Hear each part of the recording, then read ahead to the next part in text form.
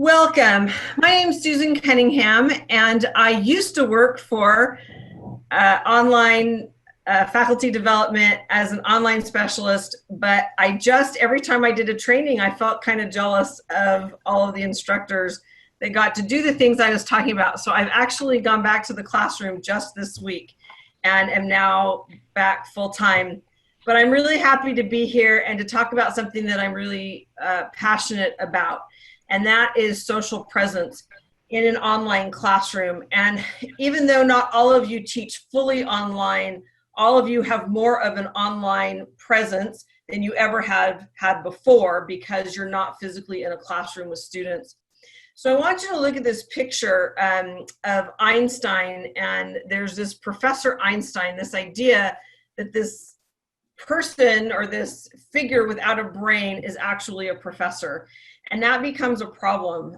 Students don't want to be taught by a robot. Students want to have an instructor, and they feel a lot more comfortable and they're a lot more successful. So we're going to look at a lot of those things as we go through this presentation. So what we're going to cover today is, first we're going to define social presence, and you'll see that it relates not only to the instructor but to the students as well. We're going to identify some evidence of the value of presence. We'll do that with some general things as well as specifically with Alamo colleges. But most of the time we're going to spend on 5 strategies that you can use for creating presence in your class. So this is the definition of social presence given by Garrison and Anderson. And I'm wondering if, Russ, you're not muted. I'm going to have you read this out loud, but when you read it out loud, those of you participating, I want you to be able to clearly identify the 3 ways a person needs to be able to project themselves, okay? So as Russ is reading it, that's what you're trying to identify. So go ahead, Russ. Okay. Social presence is defined as the ability of participants in a community to project themselves socially and emotionally as real people through a medium of communication. There you go. Now, when we talk about the community includes both the instructor and the students. And so we're all part of a community of learning. And it's important that we be able to project ourselves in 3 ways. So socially, emotionally, and as real people. Now we're going to come back to that definition frequently. So I'd like you to kind of jot that down, because as we talk about some of the different strategies, I want you to be able to identify how those strategies are actually accomplishing that goal. And we will then look at a little bit of data. So Alamo colleges did some research where they went to students who had actually failed in an online course. Either they dropped out or they failed the course. And they said, why do you think you didn't succeed in this class? What was it? And the number one thing they identified was the design of the course. It wasn't organized very well. They didn't know how to get to their assignments, what they were supposed to do, how they were supposed to turn it in. And that's what they identified as the primary thing. But the second thing was, and very significantly, the direct instruction. They didn't feel like they were being instructed by anyone. And then the last thing was the facilitation of the discourse, or in other words, their ability to be a part of the community and to hear from other students and to participate with other students. But look at, this is interesting, because when you asked students something a little bit different, and that was to those who had succeeded, why do you think you succeeded in this class? The answer was very different. They succeeded, number 1, because of the facilitation of the discourse. Very closely, the direct instruction. And if you notice those 2, it's almost 90% of their success in the class had nothing to do with the instructional design, but all to do with that. Now I'm guessing the reason for that is that the instructional design was already there, and there was the assumption of, well, I should be able to expect to get in, figure out what to do, how to submit my assignments. But what really made me successful in the class was the fact that I was able to engage with the other students and with the instructor and felt like I was being instructed. And then, so that was research that was done by Alamo colleges, but in general studies, they have found that presence increases satisfaction in learning. It increases their perception of the quality of the learning, which is interesting. And then it improves persistent rate. So students will come back and they'll take additional online classes. Okay, so the first strategy we're going to look at is introductions. All courses should have introductions. Most people do this in a face-to-face course, but it's important to do in online courses as well. But I want you to look at these two. So in the first introduction, it's, hi class, to introduce yourself, give your name, and then share what you love doing more than anything else. Also, one thought, good or bad, you've had about taking this class. I don't know, that wasn't particularly worded well, but you get the idea. And then on the second introduction, for this discussion, please introduce yourself to the class, giving what you're majoring in and the career you're planning to have when you graduate. Now, go back to that initial definition that students and faculty need to be able to project themselves socially, emotionally, and as real people. Put in the chat box which of these introductions you think is going to accomplish that better. In which ones can they socially, emotionally, and as real people project themselves? And Russ, let me know what you get. What are we getting? A lot of ones, a lot of number ones. A lot of ones, very good. Very good. Yes, now here's what's interesting. We oftentimes ask students in an introduction what they are majoring in, or where they are as far as if they're a freshman or a sophomore. We ask them a lot about academics and career stuff. The problem with that is with students projecting themselves as a real person, some of them don't feel like they belong. They don't identify yet as college students. They don't know yet for sure what they want to major in. Some of them go into careers not really knowing what those jobs do. And so when you ask those kind of discussions, it's almost like they have to pretend to be someone that they're not. Oh, what am I supposed to say? Or what did the advisor say was a good major for me to be in? But I don't even know what I'm going to do with it yet. And how do I want to fake it so that the teacher takes me seriously? And that can be a problem. So when we go to other things and we ask them more about who they are and how they feel about taking the class, we allow them then that social presence to be who they are and to project themselves in that way and to feel safe in the environment. Okay. So, well, I guess we just did the reflection. Julie says, number 2, promotes, underscores imposter syndrome. Very good. Yeah, I love that term. That's exactly right. That's exactly right. And it's interesting because my daughter studies projected job identity. She's getting her PhD in it. I didn't even know that was such a thing, but it is. And that idea of people not knowing whether or not they identify with a career, or why a person sees themselves as a doctor and not a nurse, or a nurse and not a doctor, and why is that? And so it's really interesting when you look at it, but we don't want to encourage that imposter syndrome. So that was well stated. Okay. The second strategy is communication, and you want to have a lot of communication with your students, whether you're remote or fully online. And on the left side of this slide, you see several ways in which you can communicate with your students. You can send announcements, or you can post announcements. You can have ongoing non-graded discussions in Canvas. You can send email. You can have office hours where students can come in and talk to you. And you can also communicate through your syllabus. So those are 5 things 5 ways in which you can communicate outside of just, you know, the regular instruction. But on the right side are some tips of what it is that makes those things more effective. So one of the things that's more effective is when there's personalization. In other words, when you don't use students as an arbitrary term, hey, you know, students, this is what's due, but rather, hey, you guys, you need to turn this in.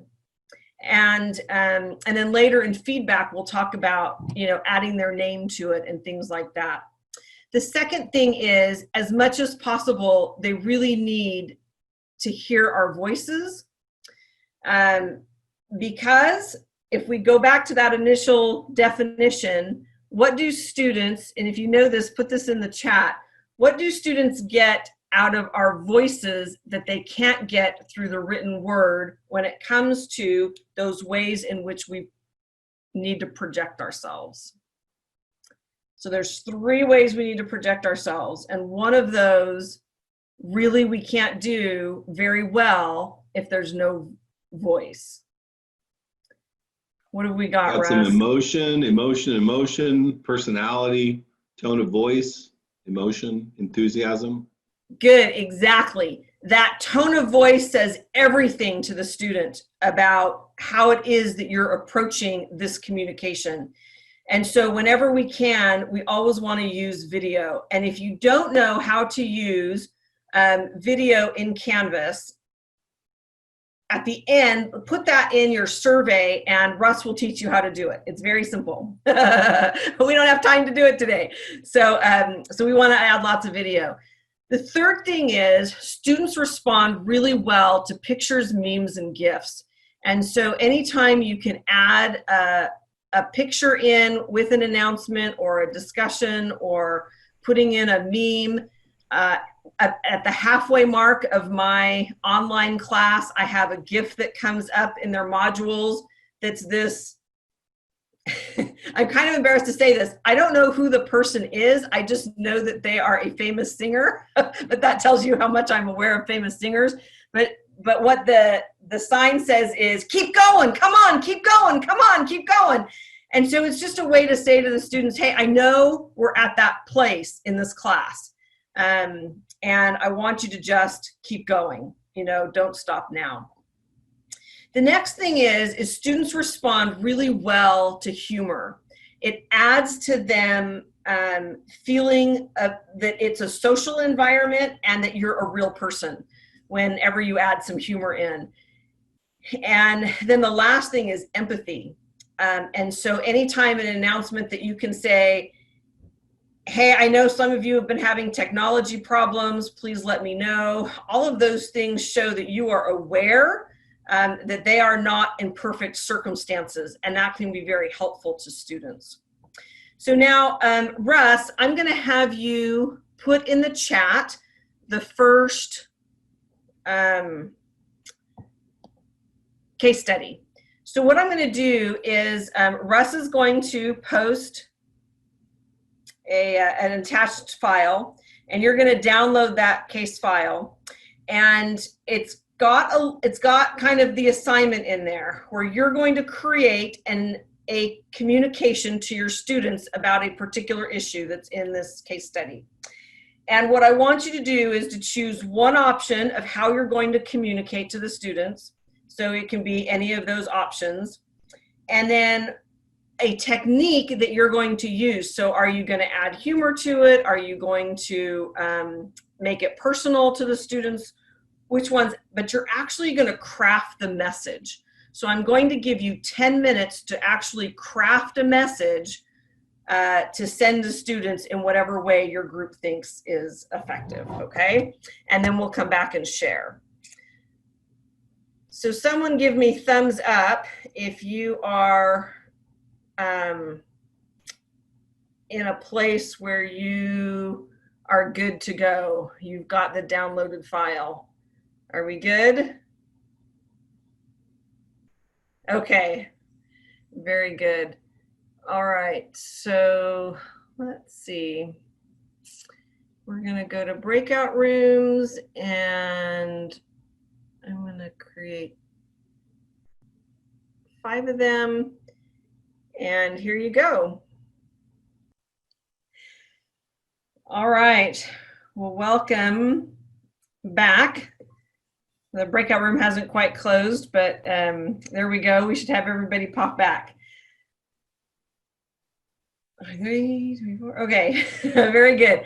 All right, so we don't have time for everyone to share, but I'd like to hear 2 of the sample ways of communicating. So who would like to share? And I can't see everyone in the view I'm in. So if you would like to share, unmute yourself and go ahead and share with the group what you came up with. I can Great. say my view. Go ahead. Good. All right. No, you're good. Yeah, we can hear you. Okay, perfect. So we had a discussion with Arnold and the areas too.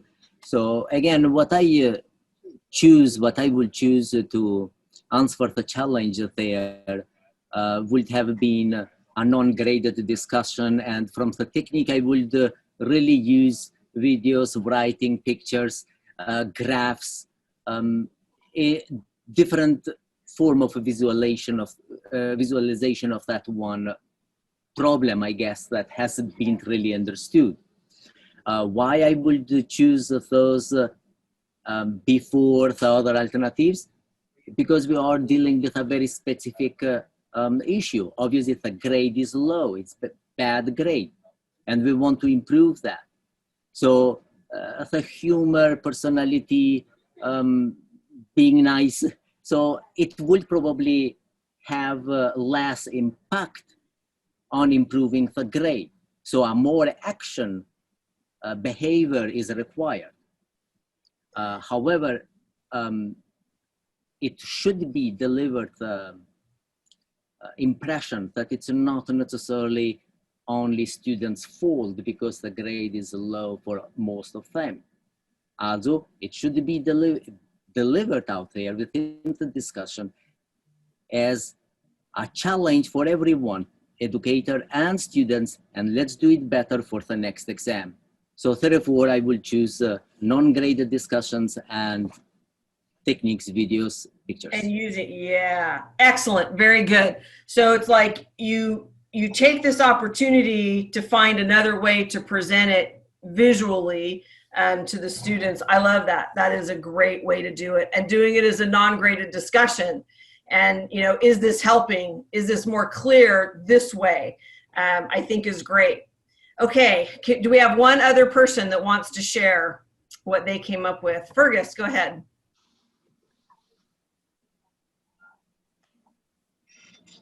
In fact, I like what and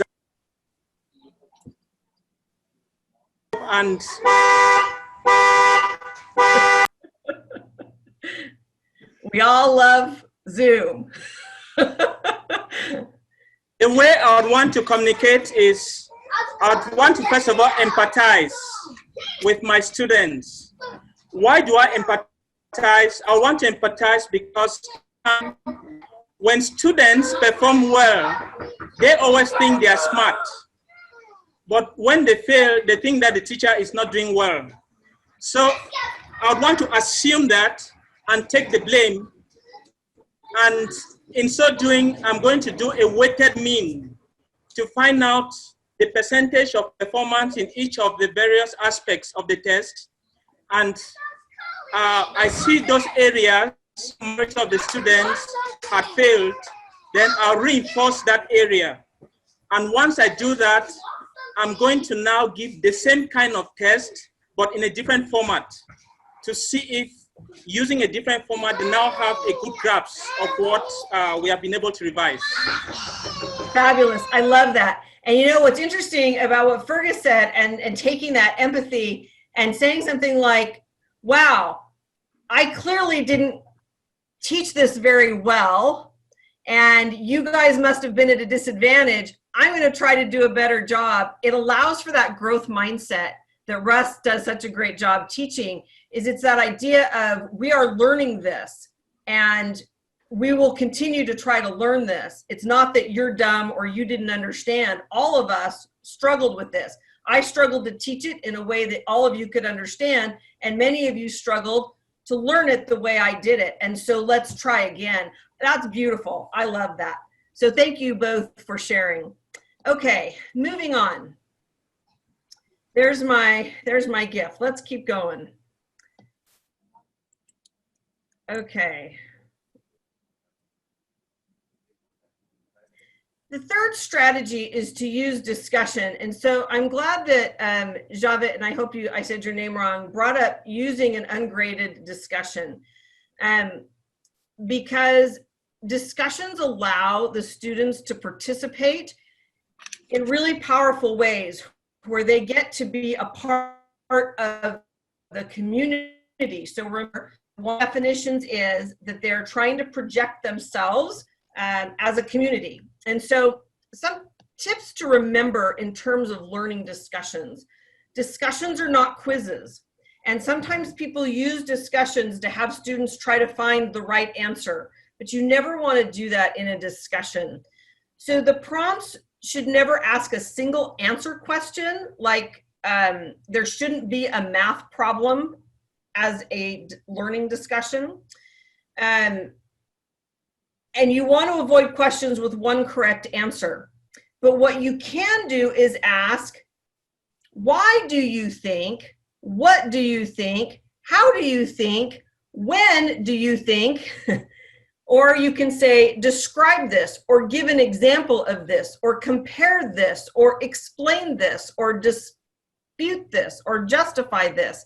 And these are questions that force the student to kind of think on their own about whatever it is that you're presenting, and then engage with each other. So you say, please post why you think this may have occurred, and then find someone else that posted something that was different than what you said, and ask them how they came to that conclusion, or what it was they were thinking about, or something along those lines, where they can start engaging and thinking about the material. And that can happen really in any course, where they're thinking not about the right answer, but how you get to it, or why you get to it, or when you would get to it, things like that.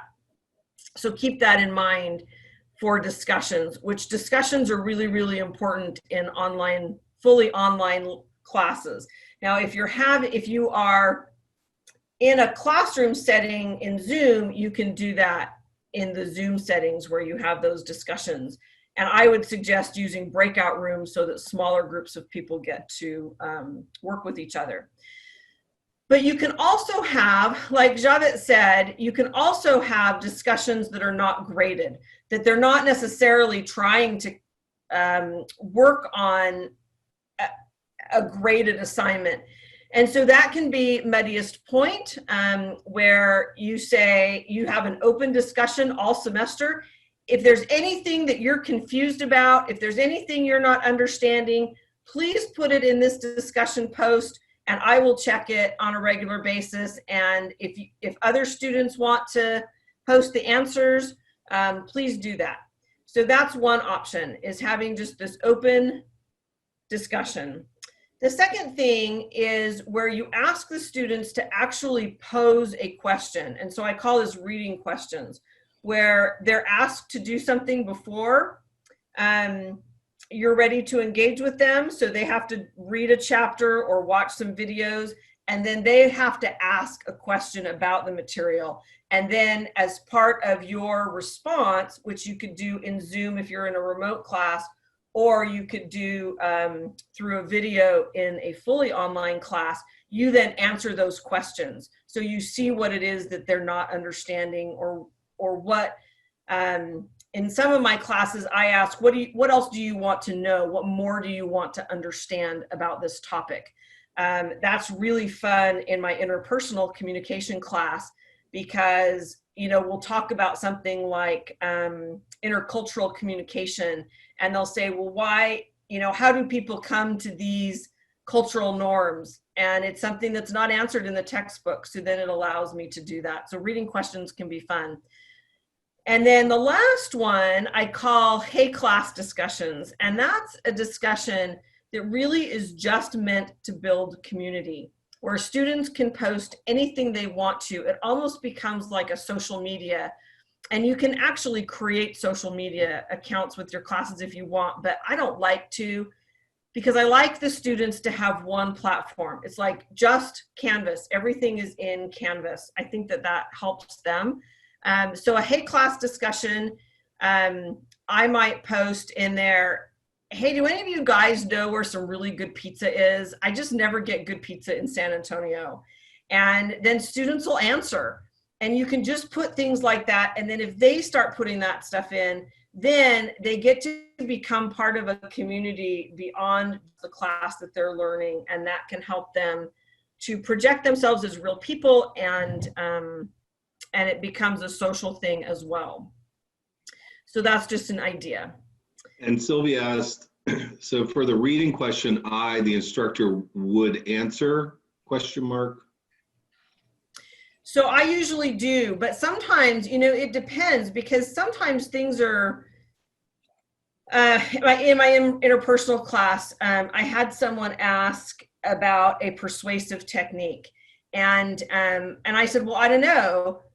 This is what I know some of the research says, and it's kind of mixed. So why don't you guys tell me, how does this work on you? When someone approaches something this way, is that persuasive to you or isn't it?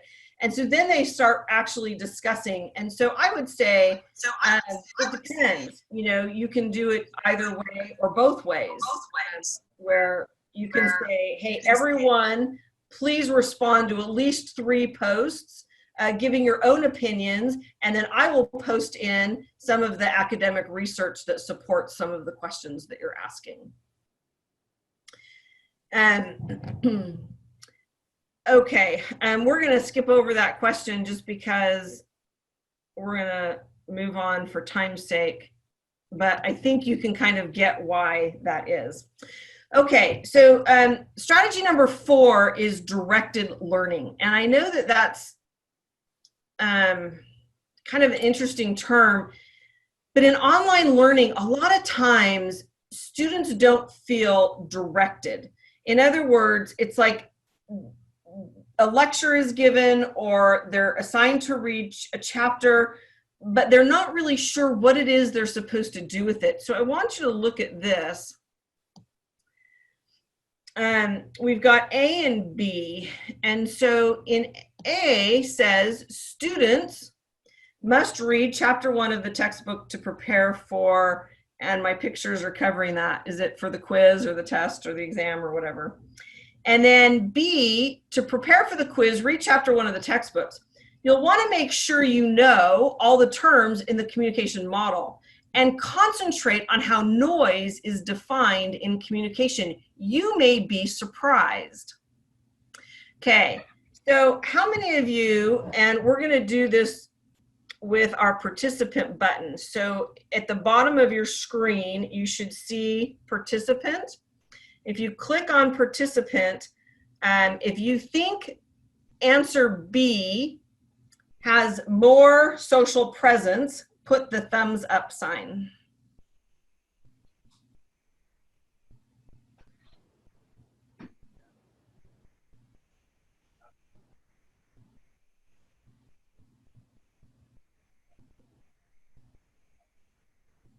And Russ, can you see what our responses are? If you look at... Yeah, we've got thumbs up, thumbs up. Good. All right. So now the question is, what's the problem with the first one?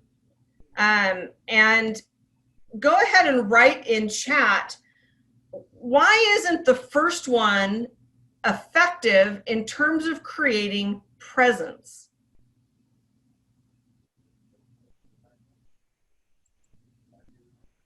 Students who are introverted or not sure of themselves have the opportunity to communicate. Letter A does not have an objective. It's vague and impersonal, too vague and sterile. It doesn't offer enough information, too general. Good. All input, no output. Excellent, excellent answers.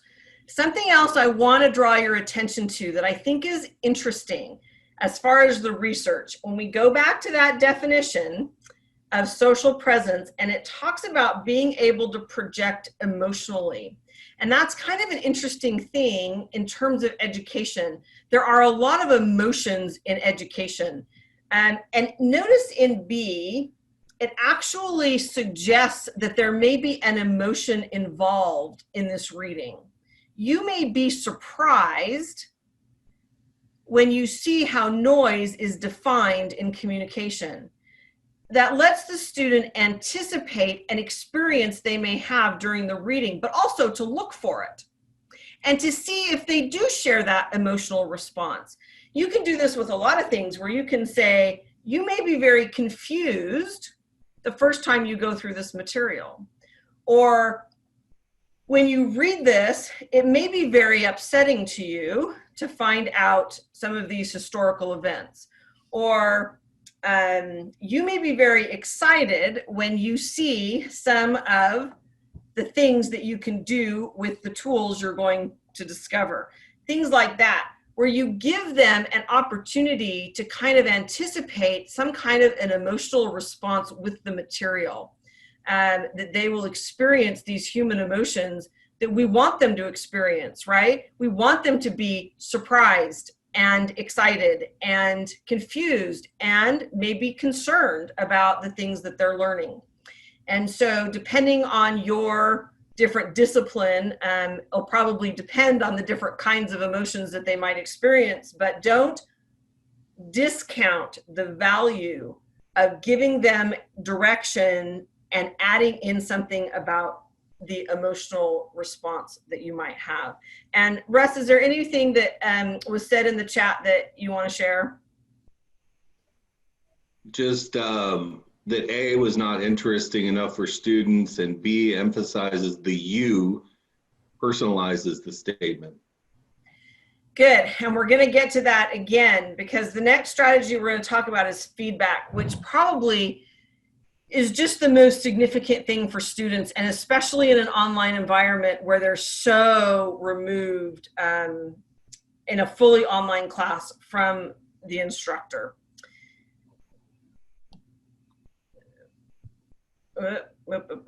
Hold on. Uh-oh.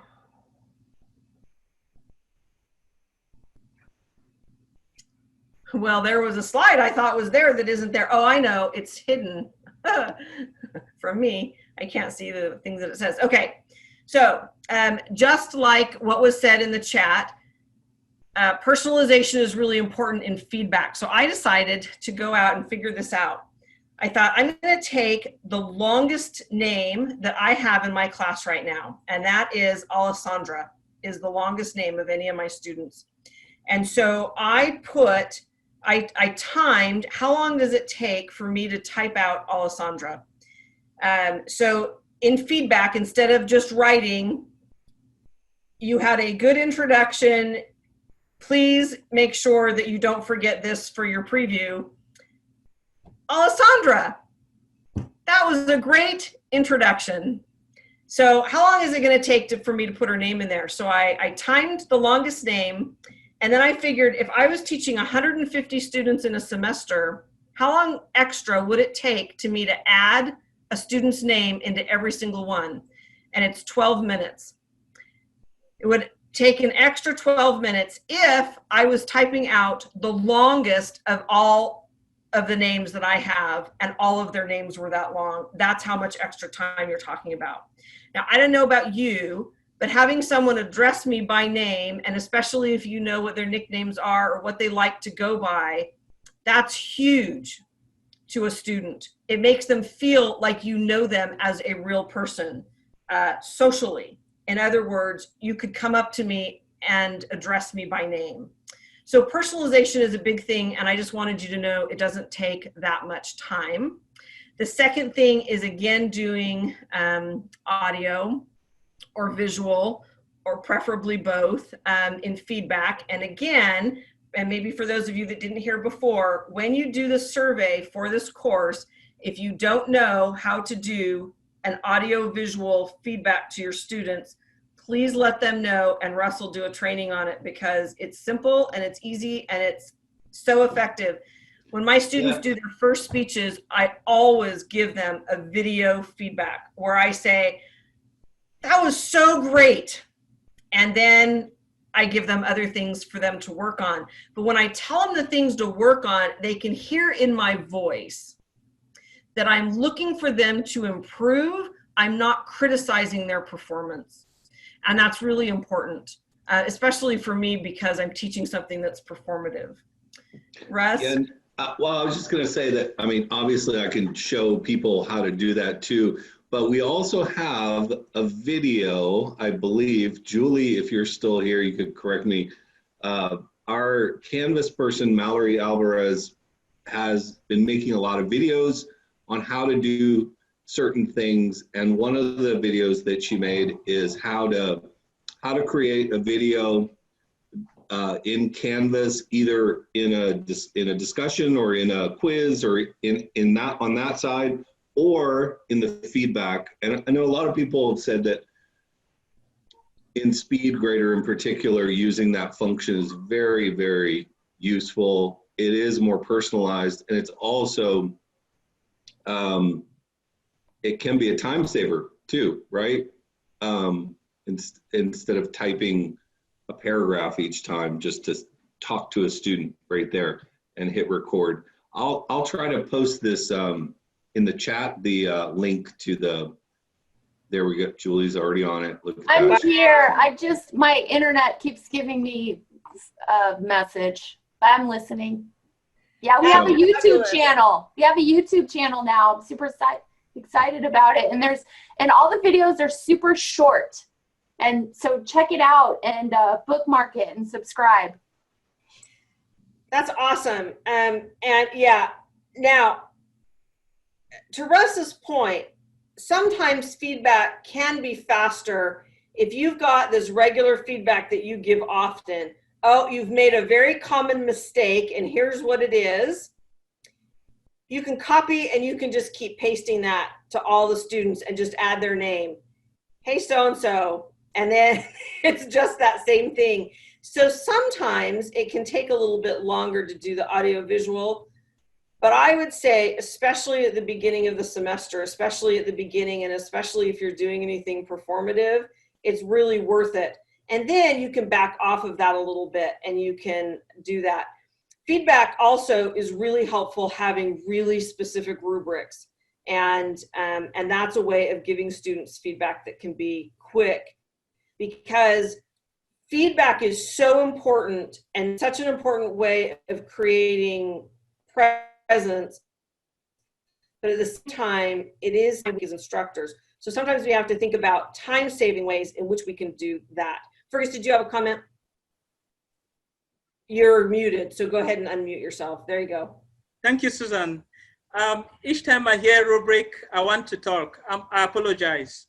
But I just wanted to add that for you to give an efficient feedback, the rubric has to come before the exam, or before the quiz, or before the exercise. That way, whenever you're giving feedback, they don't say, no, you didn't tell me, and so on. Thank you. Right, very good, very excellent, yes. Good. I'm wondering if any of the rest of you have some tips of how you provide feedback to your students and do it really quickly, or ways, time-saving measures that you can share with the group. Anybody? Hi, this is Rashara Jefferson. I actually keep a document in my OneNote, and for every assignment, I have a list of feedback that I give, so be it constructive feedback. And so I essentially copy and paste that into into Canvas. And to your point earlier, I make sure to use each student's name. And then if at any point in time I add feedback that I add new feedback, original feedback, then I just add that to my list. And I keep a running list over a number of terms teaching a specific class, especially if you teach the same class several times. Excellent, very good. Something else for feedback is, we're pretty special. We know a lot about our particular disciplines, but there's a lot of other smart students out there. Now, this depends on the discipline that you teach. If you're doing advanced microbiology, probably this isn't going to work for you, but peer editing can be so helpful.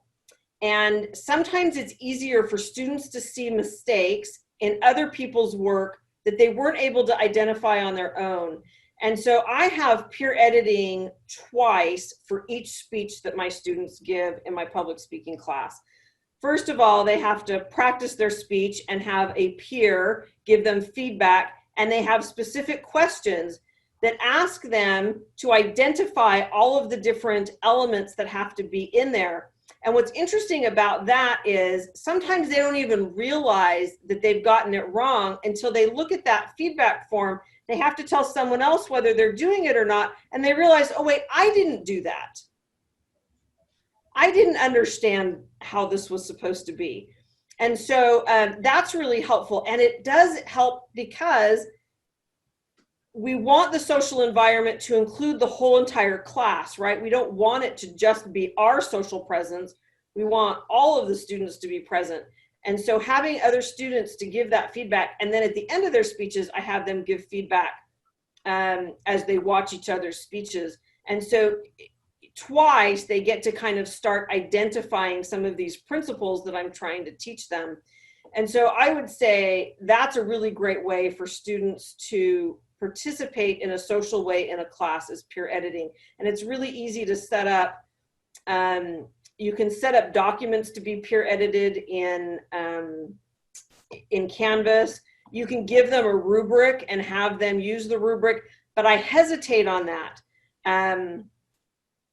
One, I find my students are extremely more critical than I am, and sometimes that can be discouraging to students. So I like to make it a little bit more general in what they're looking for, rather than the detailed rubric that they do see ahead of time that they know I'm grading with.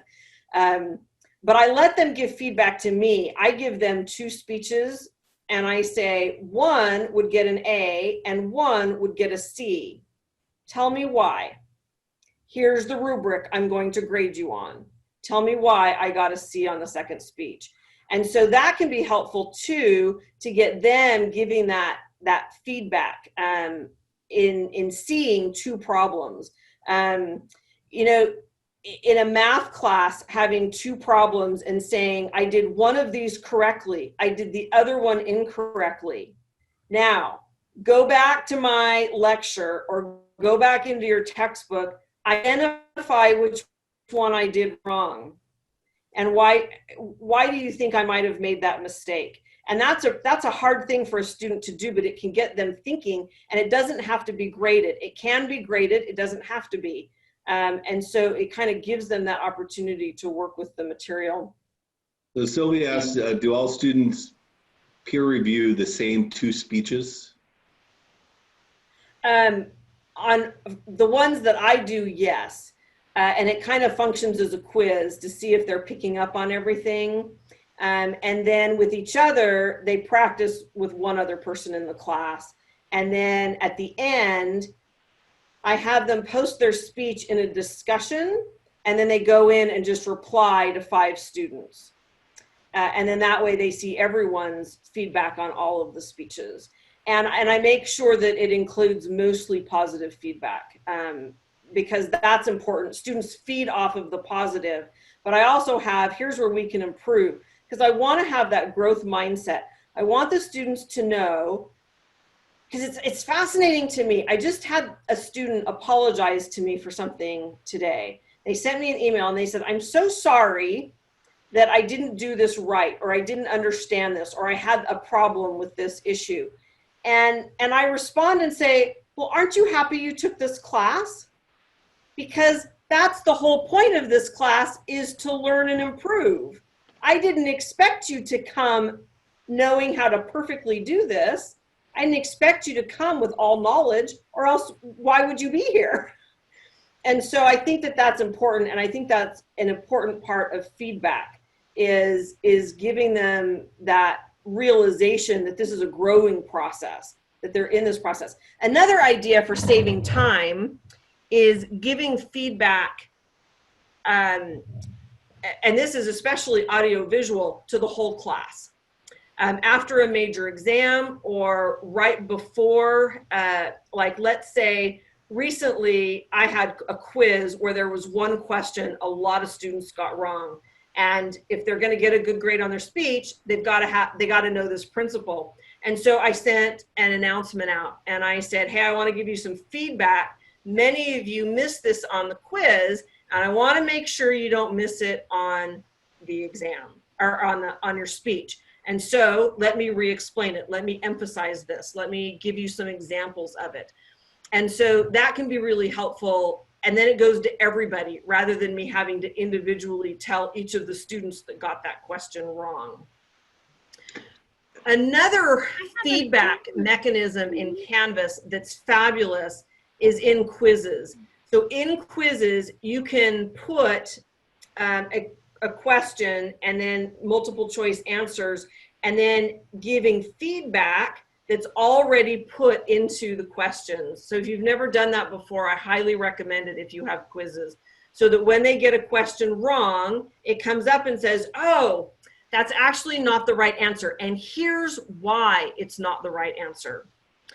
Or if they get it right, you say, that's exactly right. I'm glad you got this, because this is why it is the right answer. And so it gives that opportunity for the students to see where they're at. It's really good for formative assessments to have that feedback built into those quizzes. And then you don't have to give the feedback. It's already built into the quiz. So lots of different things you can do feedback-wise. And obviously it depends on, you know, your disciplines and like that. Jennifer, did you have a... I want to add, I love everything that you said, especially one, sorry, my brain is overload. But one thing I do with, see, I learned this in high school. I realized that high schoolers weren't reading my feedback, even though it's taking all of that time to give it to them. So when I realized that, then I created an assignment. So how that translates into my college courses is that I have them respond back to me with my feedback. So that puts the accountability on them. And it's just a question. What do you think of my feedback? What are you going to do in the next essay, in this case, to improve your writing? And so the responsibility shifts when you have that, when you build an assignment around your feedback, who gives them ownership. Brilliant. Can I say something about that? Yes, please. I like that a lot, because you're also teaching them the academic language that they need to describe their learning and their skills. Mm-hmm. Yeah, it's really, it's brilliant. Thank you, Jennifer. Yeah. And it gets to the growth mindset. I mean, it's that idea, we're here to learn and we're here to improve. You're not just here to get a grade. You know, the point is to take where you're at and make it better. And so to do that, you need to have that feedback. I love that. Beautiful. Okay. Well, we have used up all of our time. And so we don't get to do the case study, but I know you guys would have done it brilliantly. So we have defined social presence. You now know 3 ways that people need to project themselves, you and your students, socially, emotionally, and as real people. You learned why it's so important that that happens, and you've got 5 ways of interacting in order to create it. So with that, I wish you all the best. I think everyone's doing a fabulous job in this remote environment, really trying to create ways of students getting to participate. Now, I think, Julie, are you posting the survey? Yeah, if you wouldn't mind, I look in the chat, and I posted a survey link so you can give Susan some feedback. And you'll notice that that's a general survey for all of our September webinars, but it gives you the option in question 3 to select the title of this webinar, which is Social Presence in an Online Course. So please be specific in that response. And then also, I just have to plug our Teaching and Learning Center's Friday webinar series that we're just trying to get off the ground. And I put a link to a PDF that lists the webinars that are available next Friday. And I just want to give a big thank you to Susan for being a part of this. Thank you, Susan. Yes, excellent. yes, thank you, Susan. And they are scheduled, these webinars are scheduled pretty much every Friday, 10:30 to 11:30. A lot of you were here this morning for the other one, and then 1:30 to 2:30 every Friday. And if you are in the Adjunct Faculty Certification Program, all these hours will be counted. Everything's loaded in Alamo Talent, so you could, you're welcome every week. You can do this. Yeah. You know, I also wanted to say that if you're a PAC adjunct or full-time faculty member and you have an area of expertise that you feel would be helpful to share, please reach out to me and you could create your own webinar. So you could just email me or Russ and we can hook you up with a date. Thank you. Yes. All right, very good. Well, thank you, everyone. It was great to be here with you. Thank you all. Thank you, so Susan. much. Thank you, Julie. Thank you, Ross. Thank you. Thanks, Susan. Mhm. Thank you.